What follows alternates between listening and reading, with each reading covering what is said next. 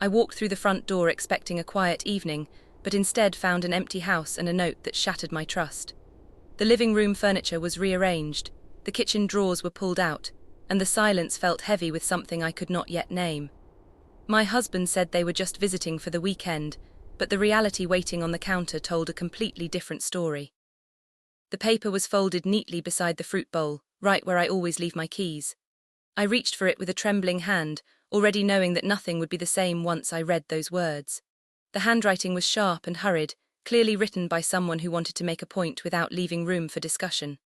I took a breath and unfolded it, letting the paper speak before my mind could catch up with my heart.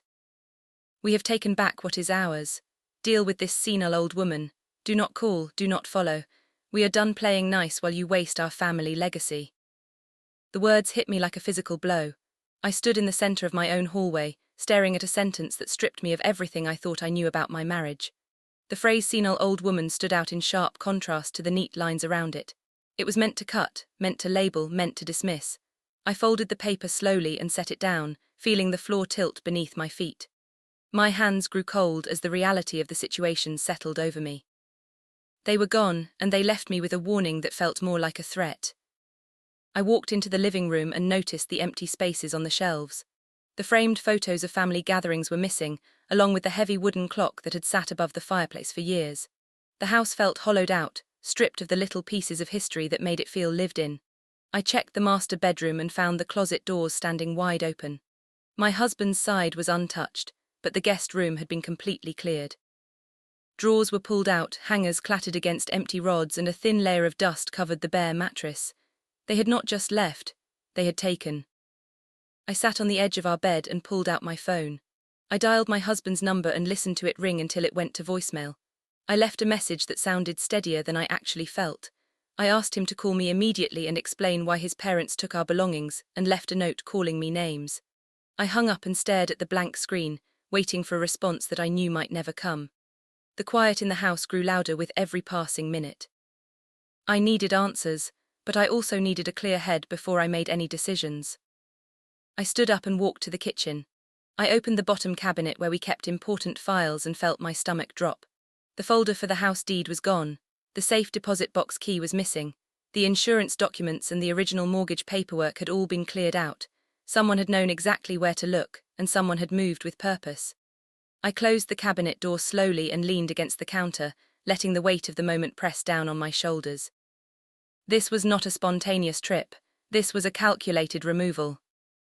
I pulled a chair to the table and opened my laptop. I logged into our shared financial accounts and began reviewing the recent transactions. The activity log showed several large transfers made over the past 3 months. Each one had been authorized with our joint signature line, but the timing matched exactly with the weekends his parents stayed over. The money had not gone to home repairs or medical bills. It had gone to an account I did not recognize, labeled only with a series of numbers and initials. I took screenshots of everything and saved them to a secure drive. I needed a paper trail, and I needed it fast. If you have ever walked into your own home and felt like a stranger, you know exactly how isolating this moment can be. Tell me where you are watching from so we can share strength through this kind of silence. I called the bank directly and requested a full statement breakdown for the joint account. The representative on the phone guided me through the verification steps and asked me to hold while they pulled the details. I listened to the soft hold music and watched the afternoon light shift across the kitchen tiles. When she returned, she confirmed the transfers and explained that each one required dual authorization. She noted that the second signature matched my husband's stored signature on file. I thanked her and ended the call, feeling a strange mix of relief and dread. I had confirmation, but I also had a clear picture of who was behind it. I walked back to the living room and sat on the floor near the empty fireplace. I traced the edge of the note with my finger and tried to piece together the timeline. They had visited for weekends at a time, always bringing extra bags, always staying late into the night. I had thought they were just enjoying the quiet. I had thought they were building a relationship with me. Instead, they were moving pieces off a board they believed they owned. The word senile felt like a deliberate attempt to paint me as incapable, as someone who would not notice, as someone who would not fight back. I was not going to give them the satisfaction of being right. I went to the study and opened the desk drawer. I pulled out a legal pad and started writing down everything I remembered, the dates of their visits, the conversations they had about property rights, the times they asked for passwords under the guise of helping with technology, the moments they dismissed my opinions about household decisions as naive. I wrote until my hand cramped and my eyes blurred. I needed the chaos of memory to become order on paper. I needed to see the pattern before I faced them. I called my sister and asked if she could come over for an hour. I did not want to face the next step alone. She arrived with a bag of groceries and a quiet understanding in her eyes. She did not ask me to explain everything right away. She just sat at the table and listened while I laid out the note and the printed statements. She read the paper silently and then looked at me with steady clarity. She told me to stop blaming myself and to start documenting everything. She reminded me that family loyalty should never come at the cost of my own peace. I nodded and felt a knot loosen in my chest. Her presence grounded me. I took a deep breath and realized I was not alone in this house. I still had people who saw me clearly, even when the people closest to me tried to blur the lines. I thanked her for coming and asked her to help me sort through the remaining files. We spent the next 2 hours checking every drawer, every closet, every shelf. We found a few smaller items missing, but nothing compared to the paperwork. We made a list and photographed the empty spaces. I needed proof of absence as much as I needed proof of theft. Stories like this remind us why keeping your own records is the first step toward protecting your peace. Share what you have learned about boundaries so others can see they are not walking alone. My phone finally buzzed with a text from my husband. The message was short and defensive. He said his parents left because they felt disrespected and needed space. He said the note was a misunderstanding and that I should not jump to conclusions. He asked me to stop investigating and to wait for him to come home so we could talk it through. I read the words 3 times and felt my jaw tighten. He was not asking me to stop because he cared about my feelings. He was asking me to stop because the trail was getting too hot. I did not reply. I saved the message to a separate folder and closed the screen. I went back to the desk and opened a new document on my laptop. I titled it Timeline and began mapping out the sequence of events. I added the bank transfers, I added the note, I added the missing items, I added the text message. I wrote each entry with clear dates and times. I kept the language factual and removed any emotional commentary. I needed this to be a record I could hand to a lawyer without hesitation. I printed 3 copies and placed one in a fireproof box, one with my sister and one in my car. I was building a foundation, and I would not let it crack under pressure. I made a pot of tea and sat at the table while the house settled into evening. The quiet felt different now. It was no longer empty, it was waiting. I watched the steam rise from the mug and let my shoulders drop. I had spent years bending to keep the peace, thinking that accommodation would buy me respect. I had confused loyalty with silence, and I had let them define my place in this family. That ended tonight. I was done apologizing for taking up space in my own life. I checked the locks on the front and back doors. I turned on the porch light and made sure the security camera had a clear view of the driveway. I was not preparing for a fight. I was preparing for truth. I wanted to see who would show up when the illusion of control started to slip. I wanted to watch their reactions when they realized I would not step aside. I sat back down and opened a notebook to the first blank page. I wrote down the questions I needed answers to. I wrote down the boundaries I would no longer compromise. I wrote down the person I needed to become in order to survive this. My husband called again, but I let it go to voicemail. I knew the conversation would turn circular if I picked up now. He would try to soften the edges, to redirect the blame, to make the issue about tone instead of actions. I needed to be solid before I spoke to him. I needed to know my ground before I let him step on it. I turned off my phone and placed it in the drawer. I would answer when I was ready, not when they demanded it. I spent the night reviewing property law bar 6 and understanding the difference between joint assets and inherited claims. I learned how to freeze accounts and how to request title searches. I read through state guidelines on marital property and noted the sections that protected my contributions. I was not looking for loopholes. I was looking for leverage. I wanted to walk into any room knowing exactly what was mine and what had been taken under false pretenses. Knowledge became my armor, and I wore it carefully. The morning light crept through the blinds and painted long stripes across the floor. I stood up, stretched, and walked to the kitchen. I made coffee and poured it into a thermos. I dressed in simple clothes that made me feel grounded. I grabbed the fireproof box from the study and placed it in the passenger seat of my car. I needed to visit the county recorder's office and the bank manager in person. I needed paper stamped with official seals. I needed to move from suspicion to certainty. I drove through quiet streets and watched the neighborhood wake up. The world kept moving while my own shifted beneath my feet. I parked outside the county building and took a slow walk to the entrance. I showed my ID and requested a full title history for our property. The clerk handed me a thick folder and pointed me to the public research desks. I sat down and began reading through decades of records, tracing every transfer, every lien, every signature. My eyes scanned for anomalies, for rushed approvals, for dates that did not match the official narrative. I found it on page 14. A quiet amendment had been filed 2 years ago, changing the beneficiary structure without my direct consent. The document carried a forged signature line that looked almost identical to mine, but the pressure marks were wrong. The ink distribution was uneven. The notary stamp was from a practice that had closed 6 months prior. I felt my breath catch in my throat. This was not an oversight. This was a deliberate bypass. I photographed every page and wrote down the filing numbers. I had the first solid piece of evidence, and it changed the entire game. If you have ever felt gaslit by people who claim to protect you, take a moment to acknowledge how heavy that silence can be. Let me know in the comments where you find your strength when the truth feels buried. I walked to the bank and requested a meeting with the branch manager.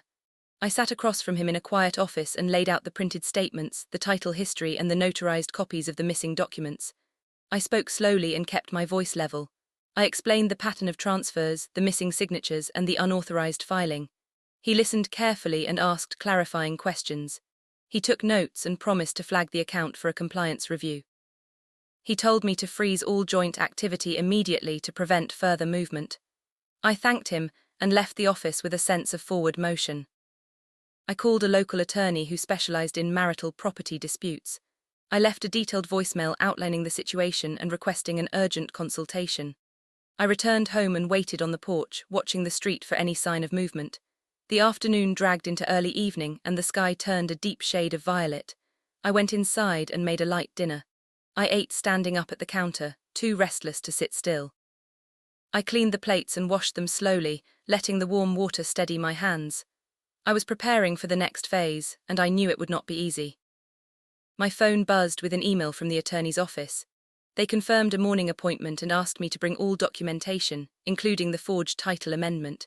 I replied with a simple confirmation and set an alarm.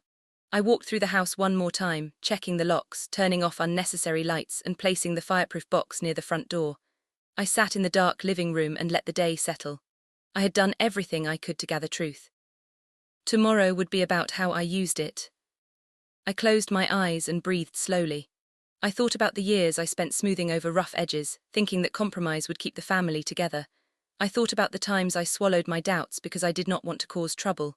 I thought about the quiet moments when I felt invisible in a room full of people who claimed to care about me. I realized now that my silence had not preserved peace. It had only delayed the reckoning. I would not make that mistake again. I woke before sunrise and dressed in crisp professional clothes. I packed the documents into a secure briefcase and locked it carefully. I ate a light breakfast and reviewed my notes one final time. I stepped outside into the cool morning air and drove to the attorney's office. I arrived early and waited in a quiet lobby with soft lighting and comfortable chairs. I organized the papers in the exact order I would need them. I wanted to PR. A clear, unbroken chain of events that left no room for deflection. The attorney called me into her office and offered a cup of water. She listened without interrupting as I explained the situation. She reviewed the documents with focused attention, noting inconsistencies and highlighting areas of legal protection. She explained that the forged amendment could be challenged through a quiet title action, which would restore the original ownership structure. She outlined the steps to freeze the joint accounts permanently and separate the finances.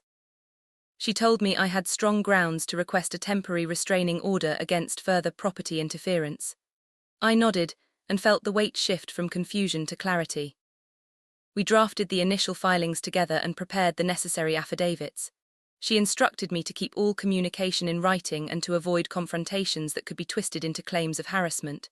She reminded me that the law rewards documentation and patience. I left the office with a folder of signed paperwork and a clear roadmap. I drove home with a steady rhythm in my chest. I was no longer reacting to chaos. I was following a plan. When I walked through the door, the house felt different. The absence of their belongings no longer felt like a loss. It felt like space. I set the briefcase on the kitchen counter and opened it to the first page. I traced the legal language with my finger and let the words sink in. I had spent so long trying to fit into a mold they had built for me. Now I had the tools to break it apart. I made a list of phone calls I needed to return and drafted clear professional messages to each one. I would not raise my voice, I would not beg for explanations. I would state facts and let the law do the rest. My husband finally arrived home in the late afternoon. He walked in quietly and stood near the entryway, watching me sort papers at the table. He did not greet me immediately. He just stared at the organized stacks and the legal folders. He asked what I had been doing and why I looked so serious. I closed the file and met his eyes. I told him I had discovered the missing documents and the unauthorized transfers. I told him I had met with an attorney and filed for financial separation. I told him I would not be moving funds or changing plans until I understood exactly what he knew about his parents' actions. He dropped his keys on the counter and ran a hand through his hair. He said they only did what they thought was necessary to protect the family name. He said the money was an advance against inheritance and that I was overreacting to standard estate planning. He said they left because they felt unwelcome and that I was turning a simple misunderstanding into a legal battle. I listened carefully and let his words hang in the air. I recognized the deflection. I recognized the minimization. I recognized the pattern of shifting blame onto me for noticing the truth. I told him I understood his perspective, but I needed facts instead of feelings. I handed him a copy of the title amendment and pointed to the forged signature line. I asked him to explain how that happened without my knowledge. I asked him to clarify why his parents had access to our safe and our passwords. I asked him to show me the documentation for the inheritance advance he mentioned. He looked at the paper and did not answer immediately. The silence stretched between us, heavy and unbroken. I waited patiently, letting the question settle. He finally said he thought they were helping and that I should trust his word. He said they had been managing family assets for decades and that I did not understand the complexity. He said I was creating division where none needed to exist. I nodded and felt a strange sense of calm wash over me. I realized he was not protecting me from harm. He was protecting them from consequences. I told him that trust requires transparency, and transparency had been missing for months. I told him I would not sign anything else until the accounts were reviewed and the property records were corrected. I told him the conversation was over for the day. He turned and walked toward the bedroom without another word. I listened to the door click shut and felt the house settle around me. I did not feel angry. I felt clear. I picked up my phone and sent a message to the attorney confirming the next steps. I scheduled a meeting with a financial counselor to review our separate budgets. I booked a session with a mediator who specialized in family estate disputes. I was building a structure that could withstand pressure, and I was doing it one careful piece at a time. Boundaries are not walls meant to keep people out. They are lines that show where you stop and where others must begin. Share the boundary that changed your life so others can see what is possible. I spent the evening organizing receipts, printing statements, and labeling folders with clear dates. I read at a steady pace, letting each task anchor me to the present. I drank water, stretched my shoulders, and kept my breathing even. I knew the next few days would test my resolve, and I wanted my mind sharp and my hands steady. I went to bed early and slept deeply, free of the usual restless thoughts. For the first time in months, I felt like I was moving toward something instead of running from it. I woke to a crisp morning and followed the routine I had set for myself. I reviewed the day's schedule, packed my documents, and prepared for the mediation intake. I drove to the office with calm focus and met with the intake coordinator. We filled out the required forms and established the ground rules for the upcoming sessions. I agreed to keep all discussions professional and documented. I left the office with a confirmed schedule and a clear understanding of the process. I was no longer guessing. I was participating. When I returned home, I found a thick envelope waiting by the door. It had no return address, only my name written in familiar handwriting. I carried it to the kitchen and set it on the counter. I did not open it right away. I made tea and sat at the table, letting the anticipation build slowly. I knew what it was before I broke the seal. I knew it was another attempt to control the narrative. I knew it would try to paint me as the problem. I slid a knife under the edge and lifted the flap. Inside was a typed letter and a stack of photographs. I read the letter first. It claimed that I had been mismanaging family assets, that I had ignored warnings, that I had forced their hand by refusing to cooperate. It stated that the transfers were authorized verbal agreements and that my signature was unnecessary because of prior trust. It demanded immediate access to the remaining documents and threatened legal action if I continued to obstruct. I set it down and picked up the photographs. They showed his parents packing boxes, signing forms, and standing in front of a storage unit. They showed timestamps and locations. They showed intent. I felt a cold clarity settle over my shoulders. They were not hiding their actions. They were documenting their own justification. They believed they were entitled to control, and they expected me to step aside without resistance. I gathered the letter and the photographs and added them to the main folder. I did not feel defeated. I felt armed. I took photos of the evidence and uploaded them to the secure drive. I made sure the cloud backup was active. I was no longer relying on memory or goodwill. I was relying on record. My husband walked into the kitchen and saw the envelope on the counter. He asked who sent it and why I had not called him immediately. I told him it arrived at my door and that I had already logged it. I told him I would share it during the mediation so everything stayed on record. I told him I would not let private threats dictate public decisions. He sighed and sat at the table looking exhausted. He said he did not want this to escalate. He said he thought we could fix it quietly if I just stopped involving outside parties. I looked at him and spoke slowly. I told him quiet does not mean safe. I told him quiet often means silenced. I told him I would not trade my peace for his comfort anymore. I stood up and cleared the counter, leaving him with the weight of his own choices. I walked to the study and closed the door, giving myself space to think. I knew the real test was coming. I knew they would not back down just because I had filed paperwork. I knew they would try to overwhelm me with noise, with guilt, with sudden demands. I would not give them the reaction they wanted. If you have ever chosen truth over temporary peace, you know the quiet strength it takes to hold your ground. Let me know where you are listening from and what helped you stay steady. The days passed in a steady rhythm of preparation and documentation. I met with the financial advisor and mapped out a separate budget that protected my essential expenses. I reviewed the legal filings and confirmed the hearing dates. I practiced my statements and refined my questions for the mediation. I kept my communication written and professional. I avoided emotional traps and stayed focused on facts. I slept well. I ate well. I moved with purpose. I was no longer a participant in someone else's narrative. I was the author of my own. The morning of the mediation arrived with clear skies and a cool breeze. I dressed carefully and drove to the office with my folder secured on the passenger seat. I parked, locked the car, and walked to the entrance. I checked my watch and arrived exactly 10 minutes early. I sat in the waiting area and reviewed my notes one final time. I felt my heartbeat steady and my breathing even out. I was ready. I did not need to prove my worth. I only needed to present the truth and let the process work. The mediator called my name and led me into a quiet room. With a large table and neutral lighting, his parents sat on the opposite side, flanked by a legal representative. My husband sat beside them looking tense and avoiding eye contact. I took my seat on the opposite side and placed my folder on the table. I greeted everyone calmly and waited for the session to begin.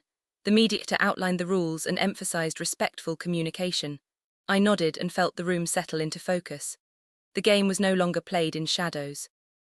It was played in daylight. The first phase focused on the property records and the unauthorized amendment. I presented the title history and pointed to the inconsistencies. I explained the timeline and the missing consent. I kept my voice level and my facts precise. The legal representative on their side argued that the amendment was routine and that I was making a procedural issue personal. The mediator asked for clarification and requested additional verification. I provided the notary records and the bank statements showing the timeline mismatch. The room grew quiet as the evidence laid itself out. The second phase focused on the financial transfers. I presented the transaction log and highlighted the dual authorization requirement. I explained the pattern and the account destination. I kept the language factual and removed any emotional framing. His father argued that the money was an advance on inheritance and that I had no claim to it. The mediator asked for documentation of the advance and the signed agreement. I watched as the legal representative shifted in his chair. There was no paper, there was only assertion. The room recognized the gap immediately. The third phase focused on the personal conduct and the threat of obstruction. I presented the letter and the photographs, explaining the timeline and the intent. I kept my delivery calm and my questions direct. I asked who authorized the verbal agreements and why they were never documented. I asked why the safe was accessed without my knowledge and why the note left on my counter used dismissive language. The mediator reminded everyone to stay focused on facts and avoid character assessments. His parents sat silently, letting the representative speak. I felt the tension shift from accusation to accountability. My husband finally spoke, asking if we could find a compromise that kept the family together. He suggested a shared account with limited access and a neutral oversight committee. He offered to mediate future disputes privately and asked me to drop the title challenge. I listened carefully and felt the old pull of accommodation try to surface. I recognized the pattern. I recognized the cost. I shook my head slowly and stated that compromise requires mutual respect, and respect requires transparency. I told him I would not rebuild a foundation on hidden stones. The mediator thanked us for our time and outlined the next steps. He explained that the lack of documentation weakened their position significantly. He recommended a temporary freeze on the disputed account until the title action was resolved. He suggested a follow-up session in 30 days to review progress. Everyone agreed to the terms and signed the session notes. I packed my folder and stood up, feeling the weight of the room lift from my shoulders. I had not won a war, but I had stopped losing ground. I walked out of the building and into the bright afternoon air. I drove home with a steady mind and a clear heart. I knew this was not the end, I knew it was a beginning. I unlocked the front door and stepped inside, letting the familiar silence welcome me. I set my briefcase on the table and opened it to the blank page at the back. I wrote down one word: progress. I closed the book and turned on the lamp. I sat in the quiet and let the reality settle. I was not broken, I was becoming. The following weeks moved with purposeful rhythm. I attended the scheduled sessions, reviewed the updated records, and maintained strict documentation. I separated the joint accounts completely and established my own financial independence. I removed myself from shared subscriptions and transferred personal assets into secure holdings. I stopped checking their social media and stopped answering unscheduled calls. I focused on rebuilding my routine and protecting my peace. I felt lighter with every passing day. I hired a security consultant to upgrade the locks and install a new monitoring system. I changed every password and enabled two-factor authentication across all accounts. I updated my emergency contacts and shared my legal documents with a trusted network. I stopped asking for permission to protect my own life and started taking responsibility for my own boundaries. I learned that independence is not isolation. It is clarity. It is the freedom to make choices without fear of retaliation. My husband reached out occasionally through written messages, asking for updates and expressing regret. I responded professionally and kept the communication limited to necessary topics.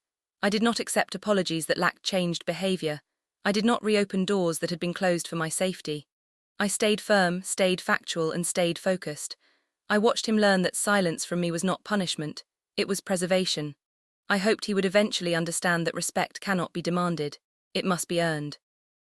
The mediation process continued, and the title action moved forward. The court reviewed the evidence and scheduled a hearing for the amendment challenge. I attended with my attorney and presented the complete record. The opposing side offered no substantial documentation to counter the timeline discrepancies. The judge noted the lack of consent and the irregular notary practices. The ruling favored restoration of the original title structure and imposed restrictions on further unauthorized filings. I sat quietly as the gavel fell and felt a deep sense of relief wash over me. The house was mine again, legally and completely. I returned home that evening and stood in the center of the living room. I looked at the empty spaces where their belongings had been and felt no bitterness.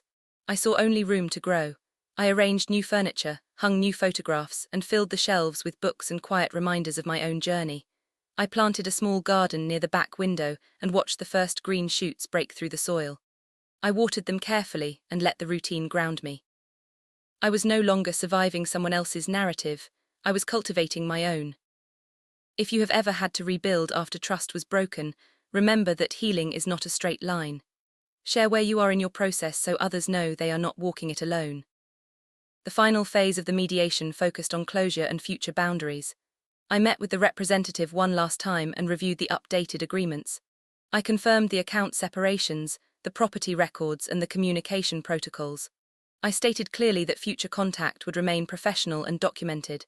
I refused to engage in emotional debates or revisit old grievances. I kept my voice steady and my posture relaxed. I walked out of the room knowing I had drawn a line that would not be crossed again. I returned home and closed the main folder, securing it in the fireproof box. I placed the box on the highest shelf and stepped back. I took a deep breath and let my shoulders drop completely. The weight I had carried for months had finally lifted. I was not angry anymore, I was not afraid, I was simply present. I made dinner, sat by the window and watched the sky turn gold. I felt the quiet hum of a life reclaimed. I realized that peace is not the absence of conflict. It is the presence of clarity. I began volunteering at a local community center, helping others navigate similar situations with patience and practical guidance. I shared resources, reviewed documents, and listened without judgment. I did not offer legal advice. I offered companionship and structure. I learned that strength grows when it is shared and that wisdom deepens when it is put to use. I felt purpose return to my days, steady and grounded. I was no longer hiding from my past. I was building from it. My husband and I eventually signed the final separation documents, keeping the process respectful and clean. We attended one last meeting with the mediator and reviewed the terms carefully. We acknowledged the mistakes, accepted the consequences, and moved forward without resentment. I thanked him for the lessons learned and wished him well. He nodded and did the same. I walked out of the office and into the crisp morning air, feeling the sun on my face and the wind in my hair. I was free. I returned home and opened the back door to my garden. The plants had grown tall and strong, their leaves catching the light in soft waves. I knelt down and touched the soil, feeling its cool, steady presence. I watered each plant slowly and watched the earth absorb it. I stood up and wiped my hands on my jeans. I looked back at the house, at the windows, at the quiet porch. I felt a deep sense of gratitude for the journey that brought me here. I had lost the illusion of family harmony, but I had gained something far more valuable. I had gained myself. I sat on the porch steps as the evening settled around me. I listened to the distant sounds of neighbors, of cars, of life moving forward. I closed my eyes and let the calm wash through me. I thought about the note, the transfers, the forged signatures, the quiet battles fought in rooms with soft lighting. I thought about the moment I decided to stop shrinking and start standing. I thought about the strength it took to choose truth over comfort. I smiled softly and knew I had done exactly what I needed to do. Boundaries are not built overnight. They are carved through careful choices, steady documentation, and the willingness to accept short-term discomfort. Our long-term peace. If this story reminded you that your voice matters, subscribe for more narratives about courage and clarity. I stood up and walked inside, closing the door behind me. I locked it with a quiet click and turned off the porch light. I moved through the rooms with familiar ease, feeling the space respond to my presence. I filled a glass of water and set it on the counter. I pulled a book from the shelf and settled into the armchair by the lamp. I opened to a marked page and let the words carry me forward. I was no longer waiting for permission. I was no longer waiting for approval. I was living. The months that followed brought steady growth and quiet joy. I traveled to nearby towns, visited quiet museums, and spent long mornings writing in journals. I reconnected with old friends, attended community gatherings, and built a network of people who valued honesty over convenience. I stopped apologizing for taking up space and started celebrating my right to exist fully. I learned that dignity is not given, it is claimed, and I had claimed mine. I still think about that note on the kitchen counter. I still remember the sharp words and the empty shelves, but the memory no longer carries weight, it carries lesson. It reminds me that trust must be verified, that loyalty must be reciprocal, that family is not defined by blood alone. It is defined by respect. I carry that understanding with me, steady and unshaken. I let it guide my choices and protect my peace. I stood in the kitchen one evening and looked at the counter where it all began. The surface was clean, polished, and free of hidden papers. I placed a small vase of fresh flowers in the center and stepped back. I felt a quiet pride in the order I had created, in the boundaries I had maintained, in the truth I had refused to bury. I turned off the lights and walked to the bedroom, moving with purpose and calm. I lay down, closed my eyes, and let the night settle around me. I knew tomorrow would bring new challenges, but I also knew I was ready for them. The final lesson I carry is simple. You cannot pour from an empty cup, and you cannot build a home on shifting sand. Protect your peace, document your truth, stand your ground, and never trade your dignity for temporary approval. I learned this the hard way, and I share it freely now, hoping it helps someone else find their footing before they fall. You deserve respect. You deserve clarity. You deserve the quiet confidence that comes from knowing exactly where you stand. I wake each morning now with a clear mind and a steady heart. I make my coffee, review my schedule, and step into the day with intention. I no longer fear confrontation. I no longer fear silence. I welcome both as teachers, as guides, as reminders that growth requires friction. I walk through my home with gratitude, knowing every room was chosen, every boundary earned, every truth fought for. I am not the person I was when that note was left on my counter. I am someone stronger, clearer, and entirely my own. If you are standing at the edge of a difficult decision right now, take a slow breath and trust your instincts.